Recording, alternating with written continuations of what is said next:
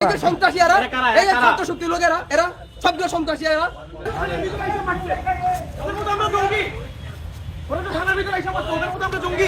এরা সবগুলো সন্ত্রাস। মব করছে, মব করে মাইরা দুইরা বাইক চিন্তা করে নিয়ে গেছে, এখনো বাইকটা এসে দেওয়া যায় না, যে বাইকটা নিয়ে গেছে। এত বড় সন্ত্রাস এরা। সবগুলো ছাত্রলীগের কর্মচারী। আপনি এদের ব্যাকগ্রাউন্ড ঘাইতে দেখবেন, সবগুলো ছাত্রলীগের পোস্টের। আর যারা এরা মারলো, এই পাবেল ভাই একটা ছাত্রলীগের পোস্ট কোনদিন নাই, এই ক্যাম্পাসেও নাই, এর ক্যাম্পাসের আগেও নাই। দর্শক, এভাবেই সময় বদলে যায়। সময় বদলে যাওয়ার সঙ্গে সঙ্গে মানুষের অবস্থান বদলে যায় এবং অবস্থান বদলে ফেলে সুযোগ সুবিধা মতো সুযোগটাকে কাজে লাগিয়ে যা ইচ্ছা তাই করতে পারে। এই যে শাহবাগ থানায় গত রাতে সাধারণ শিক্ষার্থীরা যে পাভেলকে মারা হয়েছে বুয়েটের ক্যান্টিনে, সেই পাভেলের বন্ধু সহ সাধারণ শিক্ষার্থীরা শাহবাগ থানায় বিক্ষোভ করলো। কেন মামলা নেওয়া হবে না, কেন এই কাজ যারা করেছে তাদেরকে গ্রেপ্তার করা হবে না, সেটা বলতে গিয়ে যে সকল বিষয় বেরিয়ে আসলো সেগুলো একটা চাঞ্চল্যকর ব্যাপার। এর আগে দিনের বেলায় ঢাকা বিশ্ববিদ্যালয়ে রাজু ভাস্কর্যে প্রতিবাদ সমাবেশ হয়েছে, সেখান থেকেও ব্যাপকভাবে বলা হয়েছে। এটা নিয়ে আল জাজিরার অনুসন্ধানী সাংবাদিক জুলকারনায়ন শাহের একটা ফেসবুক পোস্ট শেয়ার করে ইঙ্গিত দেওয়ার চেষ্টা করেছেন যে নানা চাপে পুলিশ মামলা নেয়ার পথে রয়েছে। চলুন একটু জেনে দেখি ঢাকা বিশ্ববিদ্যালয়ের ছাত্র পাভেলকে যে মারা হলো বুয়েটের ক্যান্টিনে এবং মেরে অর্ধমৃত করে ফেলা হলো, প্রায় পঙ্গু করে ফেলা হলো, কেন 24 ঘন্টা পেরিয়ে যাওয়ার পরেও পুলিশ মামলা নেবে না, কেন এর সঙ্গে জড়িত চিহ্নিতরা গ্রেপ্তার হবে না, তার পেছনের কারণটা কি একটু খুঁজে দেখে এই ভিডিওতে থাকবেন পলিটিক্স টিভির নিয়মিত আয়োজনে।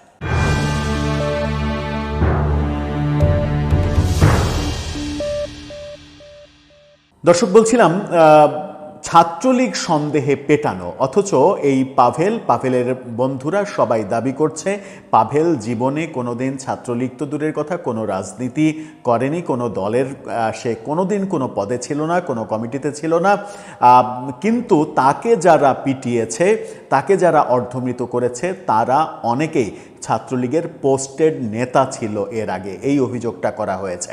যে ভিডিওর অংশবিশেষ আপনারা দেখে আমার কথা শোনা শুরু করলেন, সেই ভিডিওতে শিক্ষার্থীরা স্পষ্ট সেই দাবি করেছে। তারা দাবি করেছে যারা পাভেলকে পিটিয়েছে, মেরেছে, তারা ছাত্রলীগের পোস্টেড নেতা ছিল, পাভেল কখনো ছাত্রলীগ করেনি। এই যে দাবি, এই দাবি যদি সত্য হয়ে থাকে, কিংবা সত্য না, মিথ্যা, পাভেল ছাত্রলীগও করেছে ধরে নিলাম, তবুও কি এভাবে পেটানো যায়?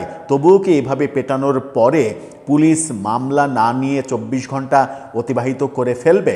তবুও কি এই চিহ্নিত সন্ত্রাসীদের গ্রেপ্তার করা হবে না?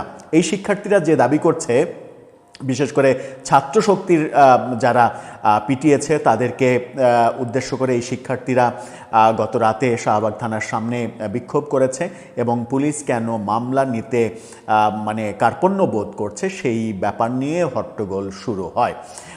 এর আগে আমরা দেখেছি ঢাকা বিশ্ববিদ্যালয়ে প্রতিবাদ সমাবেশ হয়েছে, সেই তথ্য দিচ্ছে বিডি নিউজ 24, তাদের শিরোনামটা দেখে নিতে পারেন। সেখানে বলা হচ্ছে ছাত্রলীগ সন্দেহে ঢাবি শিক্ষার্থীর ওপর হামলার প্রতিবাদে ঢাবিতে বিক্ষোভ।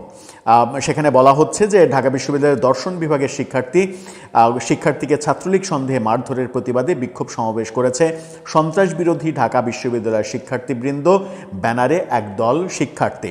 বিক্ষোভে দর্শন বিভাগের 2020-21 শিক্ষাবর্ষের শিক্ষার্থী রাহিদ খান পাভেলের ওপরে হামলাকারীদের গ্রেপ্তার সহ 3টি দাবি তুলে ধরা হয়েছে।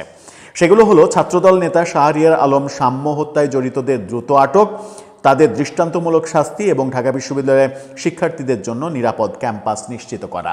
গতরাতে শাহবাগ থানার সামনে যে বিক্ষোভ হয়েছে সেখান থেকে এই দাবিও করা হয়েছে যে যারা পাভেলকে পিটিয়েছে তাদের মধ্যে একজনের বিরুদ্ধে এরকম অভিযোগে গ্রেপ্তার হওয়ার ঘটনা ঘটেছে 2024 সালে শাহবাগ থানারই এক নারী এসআই যখন সোহরাওয়ার্দী উদ্যানে ছিলেন তার কাছ থেকে ছিনতাই করে মোবাইল টাকা পয়সা কেড়ে নিয়ে একটা মামলায় গ্রেপ্তার পর্যন্ত হয়েছে। এরকম নেতাও রয়েছেন নাকি যারা এই ছাত্রশক্তি সহ বৈষম্যবিরোধী আন্দোলনের পরিচয়ে পাভেলকে যারা পিটিয়েছে তাদের মধ্যে একজন। এখন পুলিশকে খুঁজে দেখতে হবে যে কারা এই কাজ করেছে। তাদের পরিচয় একেবারে স্পষ্টভাবে পাভেল বলে দিয়েছে যে কারা তাকে পিটিয়েছে।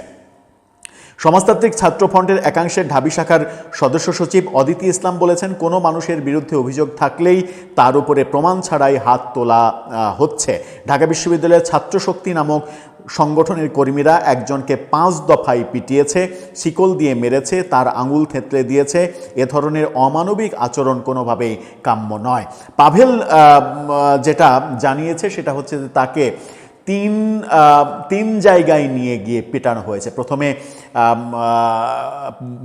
বুয়েটে পেটানো হয়েছে, তারপরে পলাশীর মোড়ে গিয়ে পেটানো হয়েছে, তারপরে ঢাকা বিশ্ববিদ্যালয়ের ভিসির বাড়ির সামনে এসে পেটানো হয়েছে। সেখানে যখন অবস্থা খারাপ হয়েছে তখন শাহবাগ থানার সামনে ফেলে আসা হয়েছে।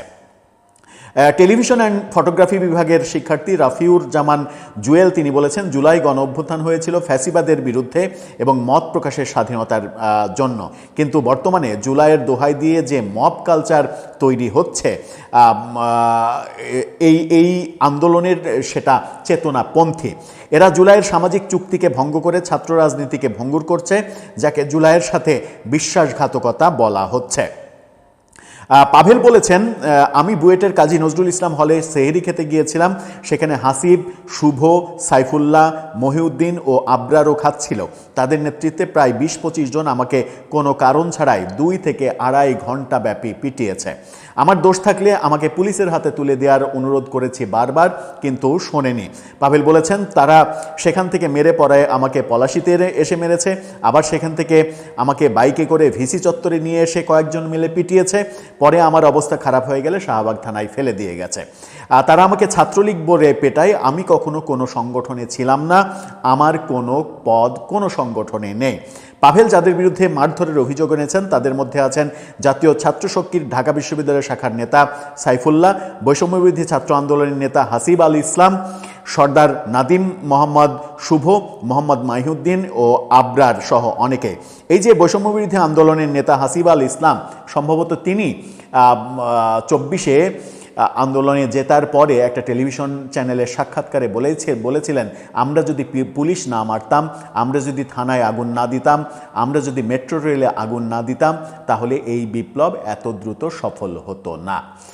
এদিকে এই ঘটনাকে কেন্দ্র করে আমরা দেখছি যে সাংবাদিক জুলকারনায়ন শায়ের তিনি একটা পোস্ট দিয়েছেন।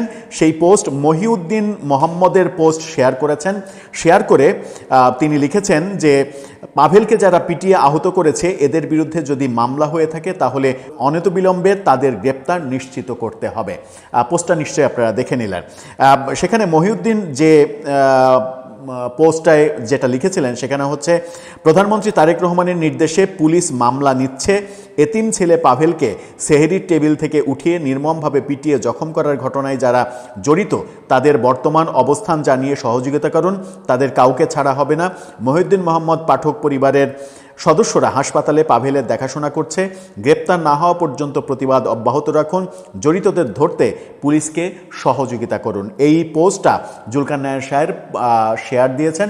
শেয়ার দিয়ে তিনিও বলেছেন যে এর পেছনে যারা জড়িত তাদের গ্রেপ্তার করতে হবে, কিন্তু মানে তাদের বিরুদ্ধে মামলা না নেওয়ার অভিযোগে গত রাতে শাহবাগ থানার সামনে বিক্ষোভ হয়েছে। ধারণা করা হচ্ছে যে অবশেষে হয়তো মামলা নেওয়া হতে পারে। যদি মামলা নেওয়া হয় তাহলে কি এর সঙ্গে জড়িত যারা তাদেরকে গ্রেপ্তার করা হবে? সেই গ্রেপ্তার করার সাহসটা কি বর্তমান সরকার দেখাবে? যদি এই সাহসটা তারা না দেখাতে পারে তাহলে এরকম অরাজকতা একের পর এক ঘটবে। এবং আমরা দেখছি যে গতকালকে স্বরাষ্ট্রমন্ত্রী তিনি বলেছেন যে সব কিছুকে মব বলা যাবে না, এটা মব না, এটা ক্রাইম। তিনি এটাকে ক্রাইম বলেছেন।